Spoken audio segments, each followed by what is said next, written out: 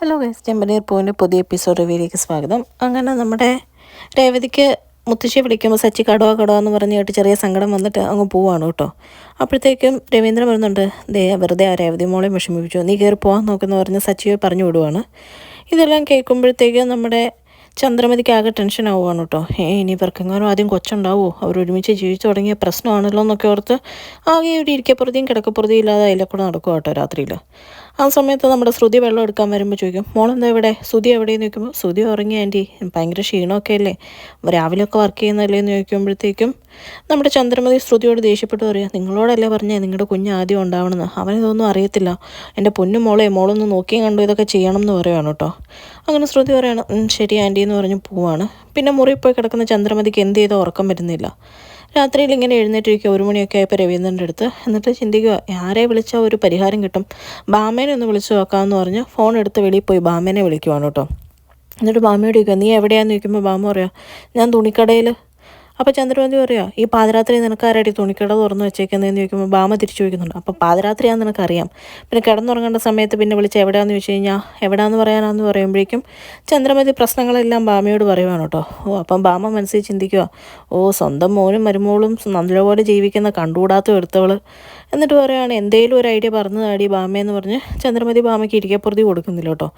മടുത്തു കഴിഞ്ഞപ്പോൾ ചന്ദ്രമതിയോട് മാമ പറയുന്നുണ്ട്, ഇത് ആടിമാസമല്ലേ, പെണ്ണിൻ്റെ വീട്ടിലല്ലേ നിൽക്കണ്ടേ, അങ്ങനെ ഒരു ചടങ്ങുണ്ടല്ലോ, നീ അത് പറഞ്ഞു വിട് എന്ന് പറയുവാണ് കേട്ടോ.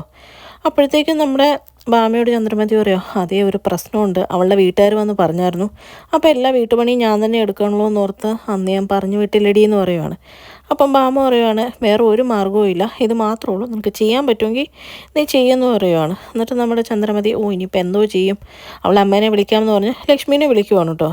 അപ്പോൾ ലക്ഷ്മി രാത്രിയിൽ ചന്ദ്രമതിയുടെ ഫോൺ കണ്ട് ആകെ പേടിച്ച് പറിച്ച് നിൽക്കുവാണ്. അപ്പോഴത്തേക്കും നമ്മുടെ രേവതിയുടെ അനിയത്തി പറയുന്നുണ്ട്, നോക്കി നിൽക്കാൻ ഫോൺ എടുക്കുമ്പോൾ എന്താണെന്ന് ചോദിക്കുക എന്ന് പറയുവാണ്. അതിന് സ്പീക്കറിലിടാൻ പറയുവാണ്. സ്പീക്കറിലിട്ടുമ്പോൾ ചന്ദ്രമതി സംസാരിക്കുവാണ് കേട്ടോ. ചന്ദ്രമതി സംസാരിക്കുമ്പോൾ പറയുവാണ്, എന്താ നിങ്ങളെ വിളിക്കുമ്പോൾ വല്ലോ നേരവും കാലവും ഒക്കെ നോക്കാനുണ്ടോ എന്നൊക്കെ ചന്ദ്ര ദേഷ്യപ്പെട്ട് ചോദിക്കുവാണ് ലക്ഷ്മിയോട്. അപ്പോൾ ലക്ഷ്മി പറയും, അതല്ല, എന്തെങ്കിലും പ്രശ്നമുണ്ടോ എന്ന് ചോദിക്കുമ്പോൾ, ഒരു പ്രശ്നമുണ്ട്, റഷ്യയും യുക്രൈനും തമ്മിൽ യുദ്ധമാണ്, എന്താ നിങ്ങൾ മാറ്റി കൊടുക്കുമെന്ന് ചോദിക്കുവാണ് കേട്ടോ. ഇതൊക്കെ കേൾക്കുന്ന രേവതിയുടെ അനിയത്തിക്ക് ദേഷ്യം വന്നിട്ട് പറയുകയാണ്, അമ്മ അവിടെ പോയായിരുന്നു, പക്ഷേ നിങ്ങൾ ചെന്നാലേ മാറുള്ളൂ എന്നാണ് പറഞ്ഞതെന്ന് പറയുവാണ് കേട്ടോ. ഇതൊക്കെ കേൾക്കുമ്പോൾ ചന്ദ്രമതിക്ക് നല്ല ദേഷ്യം വരുവാണ്. എന്നിട്ട് ചന്ദ്രമതി പറയുകയാണ്, ഇത് ആടിമാസമാണ്, പെണ്ണിൻ്റെ വീട്ടിലാണ് നിൽക്കേണ്ടത്, നിങ്ങൾക്ക് അറിയാൻ പാടില്ല എന്ന് ലക്ഷ്മിയോട് ചോദിക്കുമ്പോൾ ലക്ഷ്മി പറയുക, അത് പറയാൻ ഞാനവിടെ വന്നായിരുന്നല്ലോ, ചന്ദ്രയിലെ സമ്മതിക്കാത്ത, പെണ്ണിവിടെ തന്നെ നിന്നാൽ മതി, പണ്ടത്തെ കാലത്തൊക്കെ അങ്ങനെ ഉള്ളൂ എന്നല്ലേ പറഞ്ഞതെന്ന് ചോദിക്കുവാണ് കേട്ടോ. അപ്പോൾ പെട്ടെന്ന് ചന്ദ്രമതി പ്ലേറ്റ് മാറ്റി വെക്കുവാണ്. പറയുകയാണ്, അങ്ങനെയൊന്നും പറഞ്ഞിട്ടില്ല, അതപ്പം ഞാൻ വല്ല ഓർത്ത് പറഞ്ഞതായിരിക്കും, എനിക്കങ്ങ് ഓർമ്മയില്ല എന്ന് പറയുവാണ് കേട്ടോ.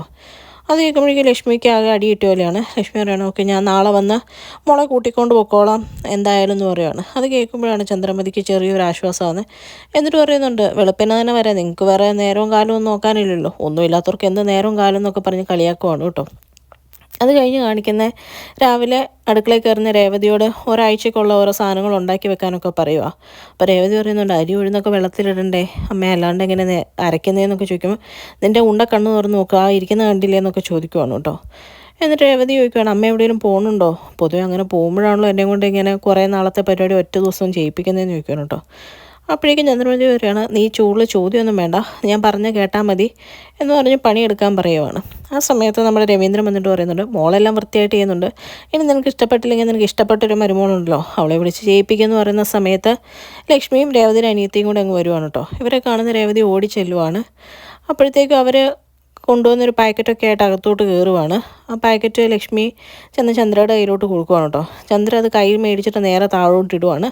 ഇത് കാണുന്ന രവീന്ദ്രനൊക്കെ മുഖത്ത് അടി കിട്ടുമല്ലോ ആവുകയാണ്. പക്ഷേ പ്രശ്നം ഉണ്ടാക്കേണ്ടെന്ന് ഓർത്ത് രവീന്ദ്രൻ രേവതിയോട് പറയുകയാണ്, മോളെ നീ ഒരു കാര്യം ചെയ്യുക, എല്ലാവർക്കും കാപ്പി എടുക്കുക, ചെല്ലെന്നൊക്കെ പറയുക കേട്ടോ. ആ സമയത്ത് ചന്ദ്ര അവിടെ നിൽക്കുന്ന ചന്ദ്രയ്ക്ക് ഇഷ്ടപ്പെട്ടില്ല എന്നൊക്കെ കാണുമ്പം ലക്ഷ്മി അമ്മ പറയുകയാണ്, അതൊന്നും വേണ്ട, ഞങ്ങൾ ഇപ്പം തന്നെ ഇറങ്ങും എന്നിങ്ങനെ പറയുവാണ്. എന്നിട്ട് ആ സമയത്ത് ശ്രീകാന്ത് വരുവാണ്. ശ്രീകാന്ത് രേവതിയുടെ അനിയത്തിയെ കാണുമ്പോൾ ചോദിക്കുവാണ്, ഇന്നലെ മെസ്സേജ് അയച്ചിട്ടും ചാറ്റ് ചെയ്തിട്ടും വരുന്ന കാര്യമൊന്നും പറഞ്ഞില്ലല്ലോ, എന്താ ഒരു മുന്നറിയിപ്പില്ലാതെ എന്ന് ചോദിക്കുവാണ് കേട്ടോ. അപ്പോഴത്തേക്കും നമ്മൾ ചന്ദ്ര പറയുന്നുണ്ട്, അവൻ്റെ ഒരു ചാറ്റ് എല്ലാം അവൾ പറഞ്ഞ് നീ അറിയണം എന്ന് നിനക്ക് നിർബന്ധമുണ്ടോ എന്നൊക്കെ ഇങ്ങനെ ചോദിക്കുവാണ്. അത് കഴിയുമ്പോഴത്തേക്കും നമ്മുടെ ലക്ഷ്മിയമ്മ പറയാണ്, അല്ല ഞങ്ങൾ വേറെ ഒന്നും കൊണ്ട് വന്നതല്ല, ആടിമാസമല്ലേ, രേവതി കൂട്ടിക്കൊണ്ട് പോകണമല്ലോ, അതുകൊണ്ട് വന്നതെന്ന് പറയുമ്പോഴത്തേക്കും രവീന്ദ്രൻ പറയുന്നുണ്ട്, അയ്യോ അതൊന്നും വേണ്ട, അന്ന് ചന്ദ്ര പറഞ്ഞതല്ലേ വേണ്ടാന്ന്, പിന്നെ എന്തിനാന്ന് ഇങ്ങനെ ചോദിക്കുമ്പോഴത്തേക്കും നമ്മുടെ ലക്ഷ്മിയമ്മ പറയാം, ഇന്നലെ രാത്രി 1 മണിക്ക് നമ്മുടെ ചന്ദ്രമതിയെ വിളിച്ചാൽ പറഞ്ഞതെന്ന് പറയണം കേട്ടോ. അപ്പോഴത്തേക്ക് രവീന്ദ്രന് ചെറിയ സംശയം തോന്നുവാണ്, ചന്ദ്രയ്ക്ക് അടി കിട്ടിയോലോ ആവും കേട്ടോ. അപ്പോൾ ചന്ദ്ര പെട്ടെന്ന് പറയാം, അല്ല വേറെ ഒന്നും കൊണ്ടല്ല, ഇനി നിങ്ങളുടെ അമ്മ വിളിച്ച് ആചാരം തെറ്റിച്ചു എന്നൊക്കെ പറയും, അതുകൊണ്ട് ഇനി ഇവിടെ പറഞ്ഞു വിട്ടേക്കാമെന്ന് ഞാൻ ഓർത്തു എന്ന് പറയുവാണ്. അപ്പം നമ്മുടെ രേവതിൻ്റെ മുഖത്ത് ചെറിയൊരു വിഷമമാണ് കേട്ടോ പോകണമെന്ന് പറയുമ്പം. അപ്പോഴത്തേക്കും നമ്മുടെ ശ്രുതിയും കൂടെ താഴോട്ട് ഇറങ്ങി വന്നിട്ട് ഹായ് എല്ലാവർക്കും ഹായ് ഒക്കെ പറയുവാണ്. അപ്പോഴത്തേക്കും നമ്മുടെ ചന്ദ്ര പയ്യൻ നൈസായിട്ട് കണ്ണുകൊണ്ട് കാണിക്കുന്നുണ്ട്, കയറിപ്പോന്ന്.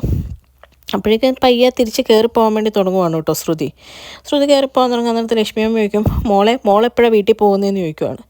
അപ്പോഴത്തേക്കും നമ്മുടെ ശ്രുതി ചോദിക്കുക, വീട്ടിൽ പോകാനോ, എന്തിന് എന്നിങ്ങനെ ചോദിക്കുമ്പോഴേക്കും, അല്ല നിങ്ങളുടെയും കല്യാണം കഴിഞ്ഞിട്ടുള്ള ആദ്യത്തെ ആടിമാസമല്ലേ, അപ്പോൾ പെണ്ണിൻ്റെ വീട്ടിലാണ് നിൽക്കേണ്ടതെന്ന് പറയുവാണ് കേട്ടോ.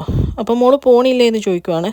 അപ്പോഴേക്കും പണിയെല്ലാം പാളിയല്ലോ, ശ്രുതിനെ ഇനി പറഞ്ഞു വിടേണ്ട വരുമല്ലോ എന്നൊക്കെ ഓർത്ത് ചന്ദ്ര അവിടെ ടെൻഷൻ അടിച്ചിരിക്കുവാണ്. ഒരു ഉത്തരവും പറയാൻ ഇല്ലാതെ ആകെ ടെൻഷൻ അടിച്ച ശ്രുതിയെ നിൽക്കുന്ന കാണിച്ചുകൊണ്ടാണ് കേട്ടോ ഇന്നത്തെ എപ്പിസോഡ് അവസാനിക്കുന്നത്. ചാനൽ ഇഷ്ടപ്പെട്ട് കഴിഞ്ഞാൽ ലൈക്ക് ചെയ്യാനും സബ്സ്ക്രൈബ് ചെയ്യാനും കമൻറ്റ് ചെയ്യാനും മറക്കരുത്. Thank you.